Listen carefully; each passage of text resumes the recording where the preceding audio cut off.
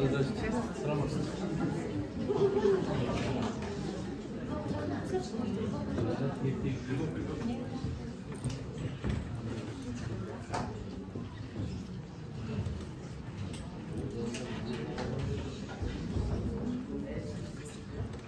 күн, құрметті жасама құрметті ұстаздар, құрметті студенттер.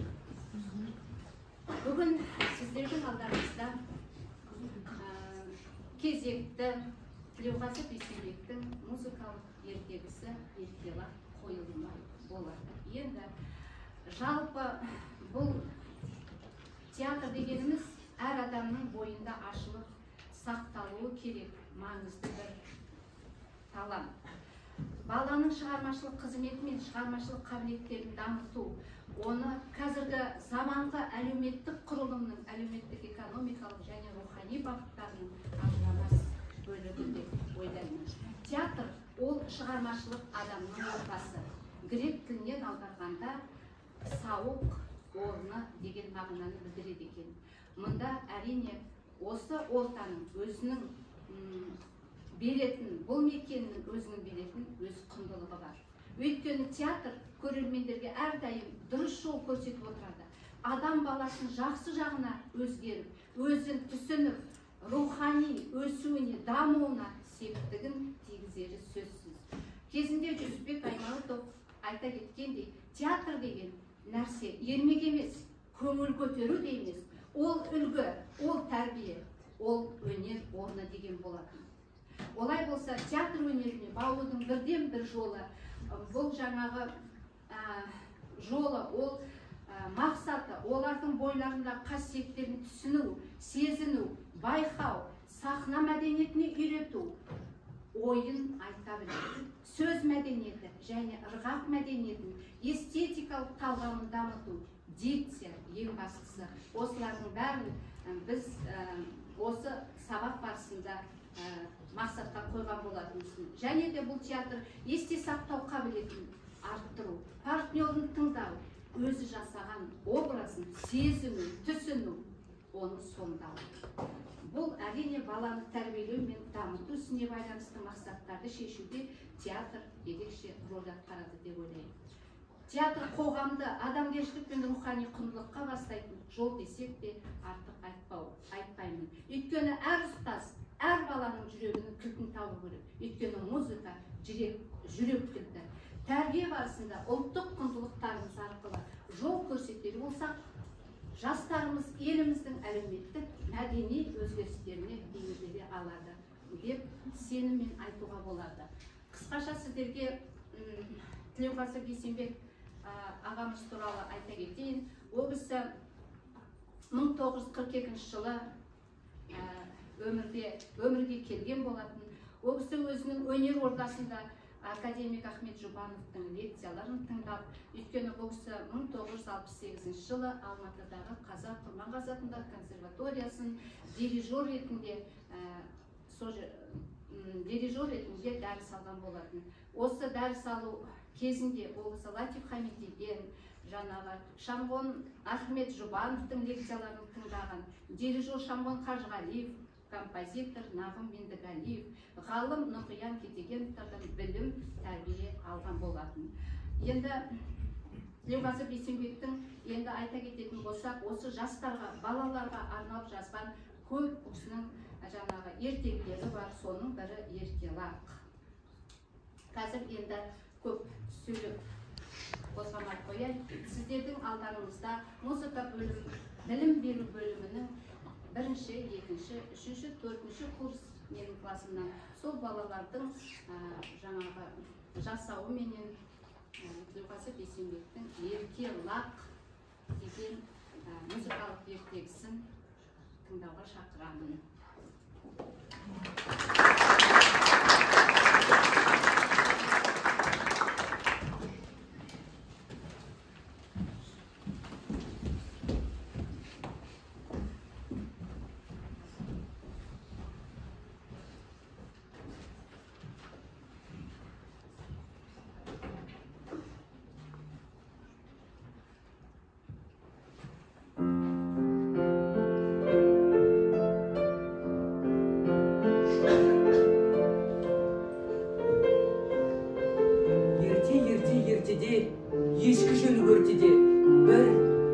мен кемпір өмір сүріпті. Олардың Саққұлақ деген иті, жалғыз ақ ешкісі және еркелағы бар екен. Еркелігімен қоса өзі қыңыр мінезді болыпты.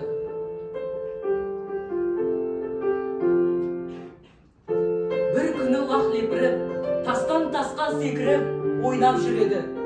Жап-жасыл шалғыны, жайқалған даланы көріп рахаттанады. Сөйтіп жүріп, ауылдан ұзап кеткенін байқамай қалыпты. Біраздан соң төбеден шақырайған күн қыздырып, таңдайы кебірсіп шөлдей бастайды. Жан жағына қараса, ішетін ештеңе көрмейді.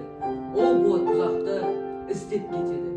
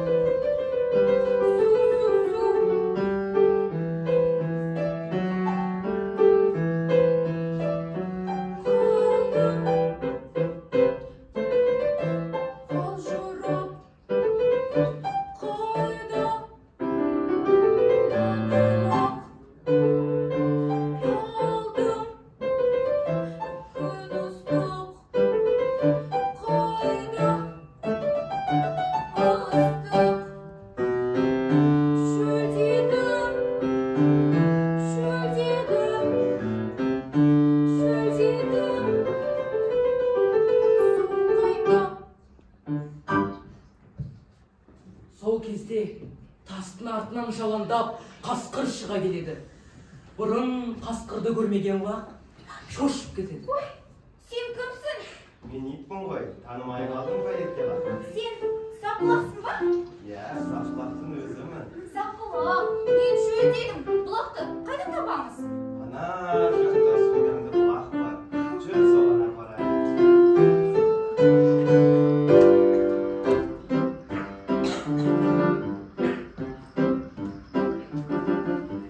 Мен итпін ғой, итпін, аф, танымадың мені, аф, Саққұлақтан өзім, аф, айнымаймын, аф.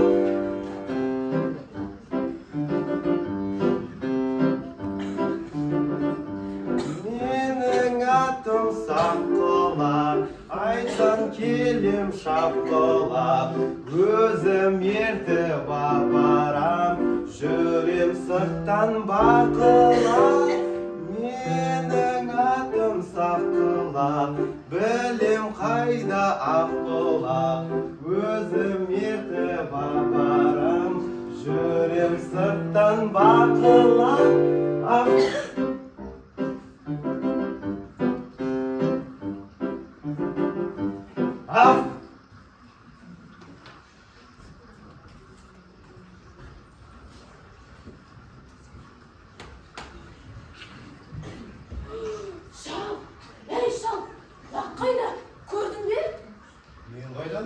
Сен емес пе қарайтын?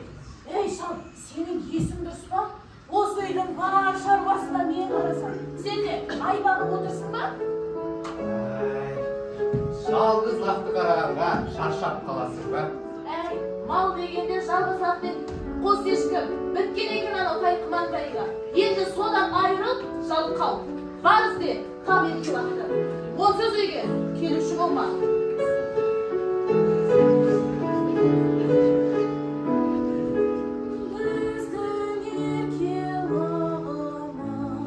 Сол ғой біздің бағымыз, итіміз бар саққұлақ. Жүрген шағар шапқылап, жасыл жайлау саябақ. Өсірдік біз аялап, Өзі ширақ епті де, аман болсын деп тілер. ей, аңқау шал, ей, жалқау шал, сен ғой қарайтын, Жоқ, сен қарайтын, мен өсірдім әбелеп. мен де жүрдім әрпештеп, ақыл айттым лағыма. Мен де айттым тағы да, еркелеп кет себебім. Батыл болсын деп едім, Өзі ширақ епті де, аман болсын деп тілер.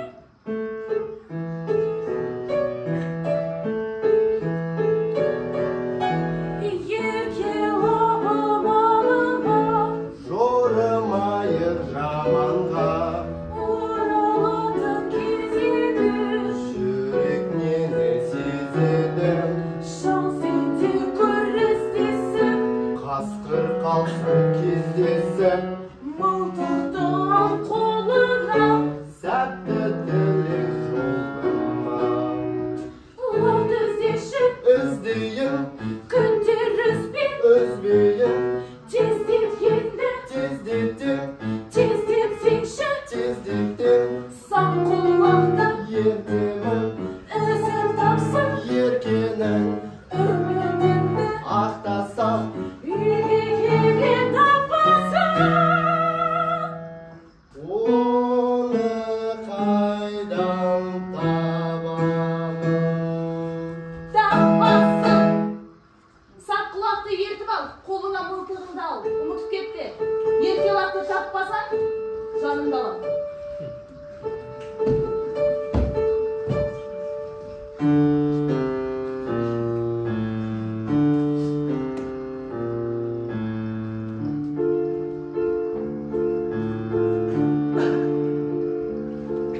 Қайда жүрсің еркелап,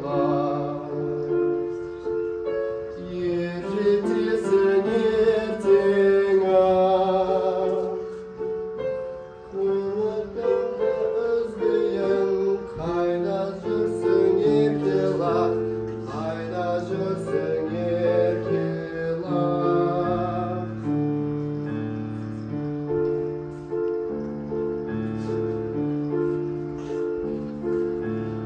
Көрмедім бір пайдасын,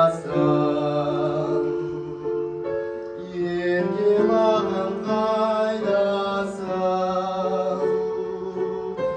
Мінезіңнің қаңырай, қасқыр деген сомырай, асырмасын айласын. Қайдасың сен? Қайда кеттің еркелеп, үй оралар ертерек. Қайдасың сен? Қайдасың сен?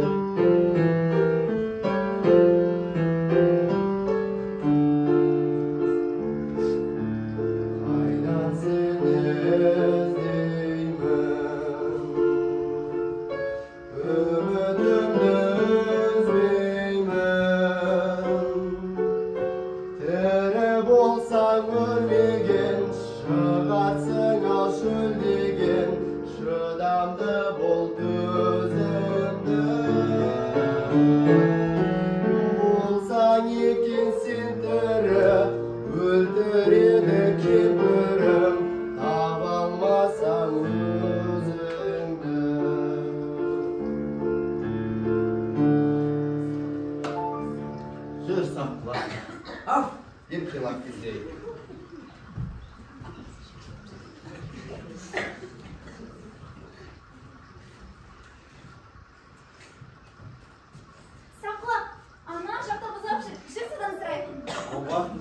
келер дейсің. Оған барма, менімен жүрір.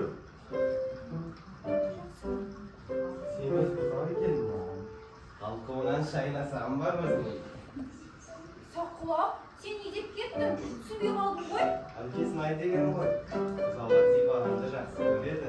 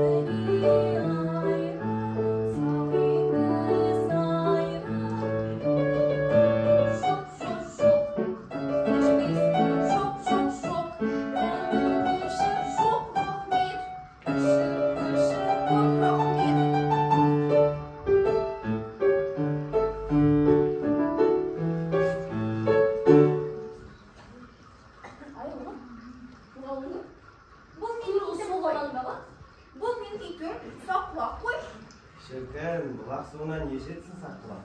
Жүр, тез-тез барайық. Ай, ай.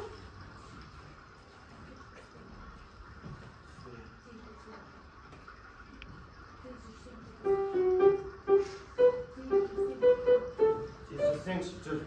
Ай, Саққұлақ, не істеп жатсың? Ауырттың ғой.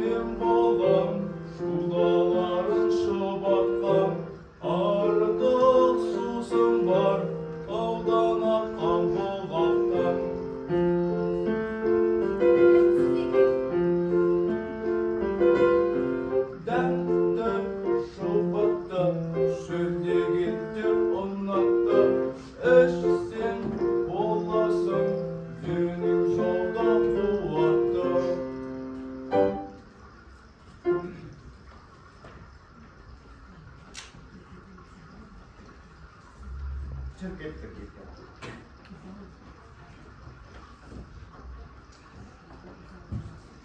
Toyы балық байранға, секіретін тайранға. Айналайын, момын бұзау. Лақты көрмедің бе? Жаңа ғана лақты іздеп кеттім. Ойбай-ау, қайдағы бұлақ? Жалғыз өзі адасып кетеді ғой. Жалғыз өзі қорқады-ау. Айналмаңыз аға. Ол жалғыз емес. Оның қасында иті бар. Ойбай-ау, қайдағы ит? Сақ құлақ менің жанымда ғой. Япыр-ай, жалғыз өзі қорқады-ау. Япыр-ай, жалғыз өзі адасып кетер ме екен? Ай. Шудалары шұбатқан. Қара көзі мойылдай, сұлу бота. Айналайын. Ерке лағым бар еді, қыңыр еді мінезі. Көрмедің бе сен оны? Gördüm ata. Bana bulak düştü jönüldü. Қасында азуды сақсыған, жүні үрпейген, саққұлақ деген иті бар. Саққұлақ? Саққұлақ деген мен ғой. Кім сонда ол? Қасқыр ма? Айналайын-ау. Енді не істейміз? Айналайын-ау, енді не істейміз? Қор болама қасқырда, селтең деген құлағым, ерке лағым. Ай-ай-ай.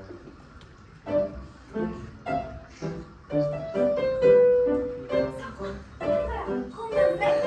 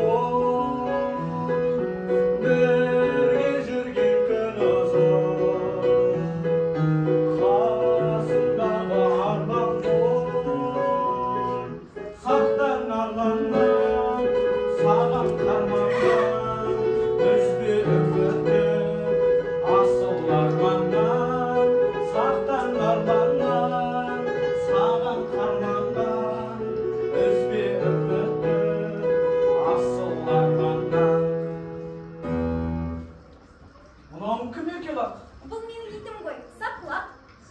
Айқа ерке бақ. Мынау қасқыр ғой.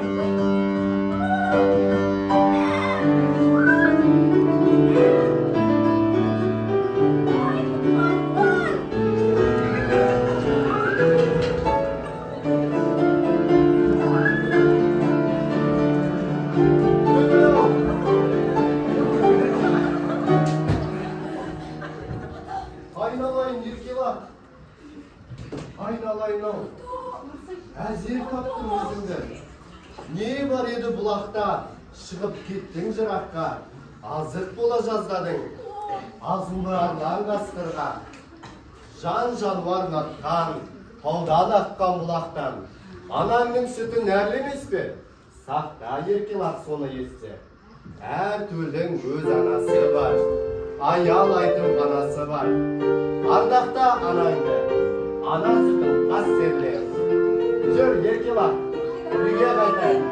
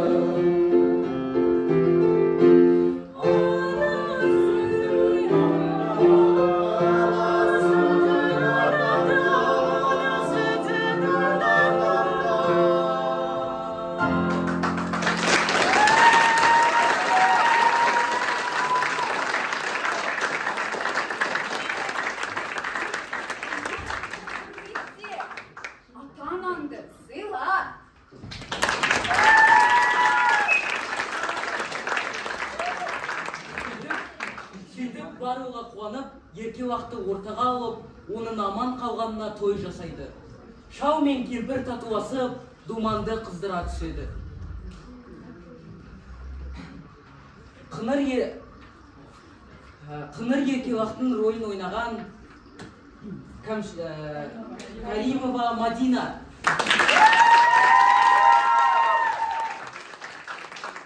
Асқардың рөлін сомдаған Қабышев Тихнат.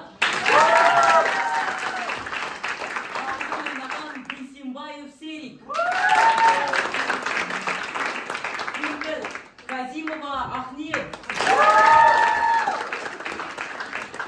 Гүзал Жетпісова Ардана. Отар өлім сомдаған Мұхтар Доспол. Сақуат рөлін ойнаған бірінші курс студенті Мазан Қасиет.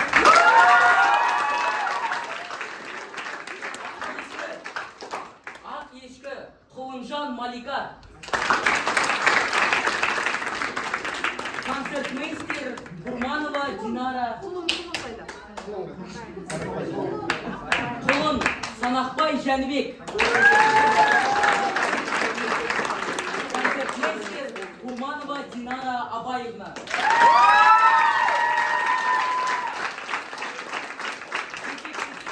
Роза Мусуралиевна.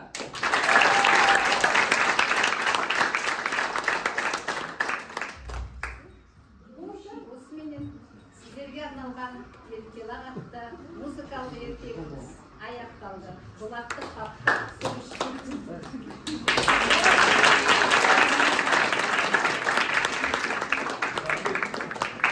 Құрметті көрермендер, шынында да бір әдемі көрініс көз алдымыздан өтті. Барлығымыз да ауылда өстік, лақтың, құлынның, ботаның барлығы да көз алдымызда. Бүгін соны бір ерекше көрініспен біздің көз алдымызға біздің Тілеуғазы ағамыздың жақсы, керемет жақсы шығармасы балаларға арналған. Бұл кісі бұдан да басқа да көптеген шығармалар бар. Балалар қоржынын көбейтіп жатыр. Ол кісі еңбегі зор, ұлы кісілерден тәлім алған, тәрбие алған, білім алған. Осы қаланың тұрғыны ол кісі, бірақ кейінгі кезде Астанада тұрады. Бірақ музыка саласында осы кісінің жазушылығы да бар, ақындығы да бар. Жан-жақты азамат, өте жақсы білеміз. Алла тағала ол кісіге ғұмыр берсін, денсаулық берсін. Мынау енді еркелақты тек қана бір-екі номермен ғана көретініміз ғой балаларды. Бүгін толық бір метражды фильм көрген сияқты болып отырмыз. сондай бір ертегі сапар шектік. Әрине мұғалімдерге рахмет. Әр персонаждың өзінің адамдарын орнына тауып қойыпты. Келесі жолы бұдан да үлкен спектакльдер көреміз деп ойлап тұрмыз. Музыкалық спектакльдер өте жақсы. Керемет ойнап шықты балалардың барлығы. Анау жақсы, мынау жаман дейтіндей емес, түгел өз орнында. Мен бір қысқаша айтсақ, Лақтың рөлін ойнаған Мәдина өте керемет алып шықты.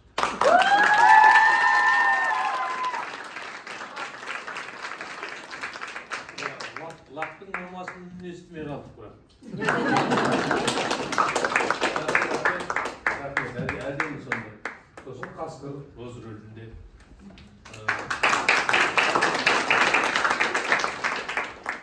Енді шалдың рөлі, ана кемпір дұрыс қараса шалында дұрыс болады. Апаның рөлін керемет алып шықты. Рахмет, шалдың рөлінде әдемі. Бірақ киімін дұрыстау керек пе өзің сияқты әптелер? Сен тыңдамағансың ау деймін, басқа киімдер кию керек, сен шалдың рөліне жақындау. Сен жаста болып қойғансың киімді. Современный шал. Қасқырдың рөлі әдемі, сондай жақсы алып шықты. Құлыншақ әдемі. Бәрі жаманы жоқ, бота да, торпақ тіпті әдемі.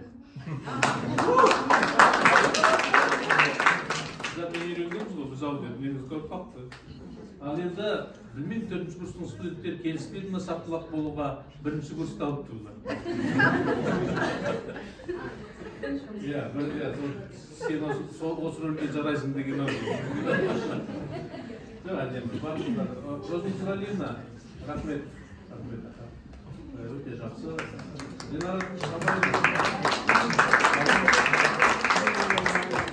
Енді біз анау сөз сөйлейсің деп ешкім айтқан жоқ, содан кейін осындай жақсы дүниені көргеннен кейін ортаға шығуға тура келіп тұр. Менде бір ой болды. Фортепиано рояль тұрған жақты бірдеңемен әдемілеп жауып концертмейстерді көрсетпесе, кәдімгі табиғатта болып жатқан сияқты. Концертмейстерлер кейде сыртта отырады. Әдемі, бірақ сонда бір табиғатты бәрін түгел әкелгенсіздер, әдемі, ешқандай не жоқ. Лаура Легазиевна, рахмет ұжымыңызға, қаншама еңбек, осындай нелерді көбірек шығаруға болады. Бізде мен музыкалық бөлімінің мүмкіндігін білемін. Бұлар бір жасарандан да үзінді келтіре алады. Абайдан да келтіре алады. Соның бәрін шығару керек осы кішкентай сахнамызға. Мынаны балалар бақшасына, мектептердің залдарына шығаруға болады. Өте жақсы, әсерлі. Рахмет баршаңызға.